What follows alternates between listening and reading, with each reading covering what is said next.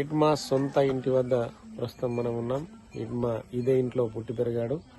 9 మంది అంటే 4 అక్క చెల్లెలు, 5 అన్నదమ్ముల మధ్య ఇదే ఇంట్లో ఛత్తీస్గఢ్ సుక్మా జిల్లా పూవర్తి గ్రామంలో ప్రస్తుతం మనం చూస్తున్న ఇంట్లోనే పుట్టి పెరిగాడు.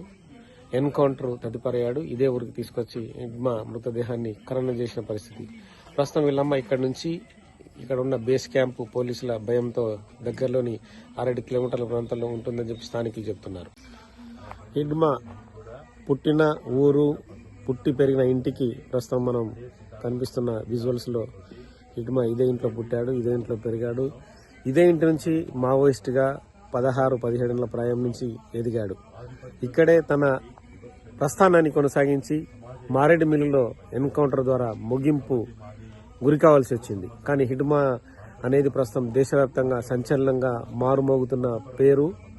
హిడ్మా ఇక్కడ పుట్టి పెరిగి ఈ ప్రాంతానికే ప్రస్తుతం హిడ్మా అంటే అభివృద్ధి పథంలో తీసుకెళ్లడానికి తన కారకుడయ్యాడు. కానీ దేశంలో ఉన్న గిరిజన ఆదివాసుల ప్రాంతాలన్నిటికీ కూడా హిడ్మా అనేది రోల్ మోడల్ అని చెప్పొచ్చు.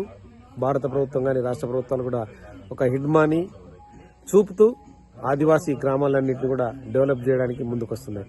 కానీ ఇక్కడ ఉన్న ఖనిజ సంపదను దోచుకోవడం కోసమే ఆదివాసీల గ్రామాల డెవలప్మెంట్ పేరిట ప్రభుత్వాలు ముందుకొస్తున్నాయని చెప్పి ప్రజా సంఘాలు అయితే ఆరోపిస్తున్నాయి.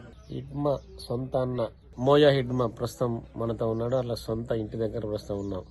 తనకి తెలుగు రాదు, హిందీ రాదు, కేవలం కోయ భాష మాత్రమే, గిరిజన భాష మాత్రమే వస్తుంది.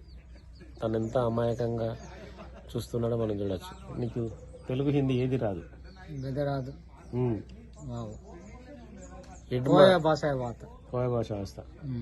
ఇడ్మా చనిపోయాడు కదా, డెత్ మరగాయ్. సో అంతే, అంతకుమించి ఏం చెప్పలేడు. కానీ ఇదే ఇంట్లో పుట్టి పెరిగిన ఇడ్మా కేంద్ర కమిటీ సభ్యుడిగా ఎదిరించి పోరాడాడు, ప్రభుత్వాలని ప్రశ్నించాడు. ఇడ్మా నేల కొరిగాడు. కానీ ఇడ్మా స్వస్థలం మాత్రం భారతదేశ వ్యాప్తంగా పూవర్తి అయితే మారుమోగిపోతుంది.